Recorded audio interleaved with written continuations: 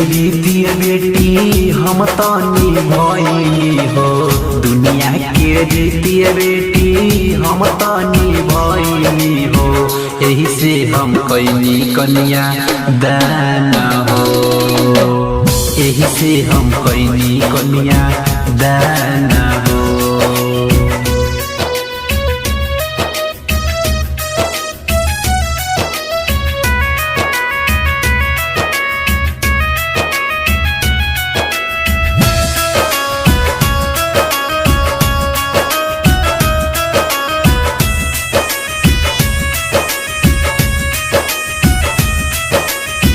कवने कारणमय भैया हमके बिछड़ला हो, कवने कारणमय भैया हमके बिछड़ला हो। भेजता रो दोसरा के घर हो, भेजता रो दोसरा के घर हो।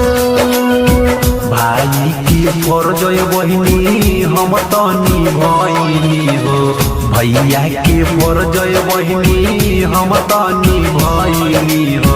आरो बजनी बहिनी माद हो, रोबजनी बहिनी माद हो।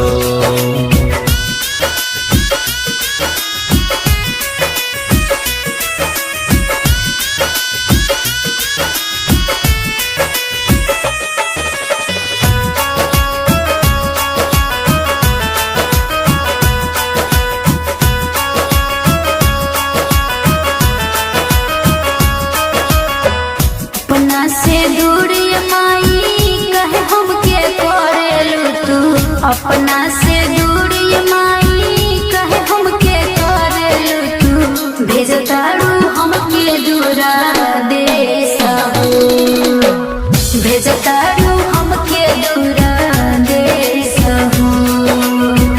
अपना से दूरी बेटी तोहके न कोई हो, अपना से दूरी बेटी तोहके न कोई हो। मन जानी बतिया विशेष हो, मन जानी बतिया विशेष हो। Krishna recording studio.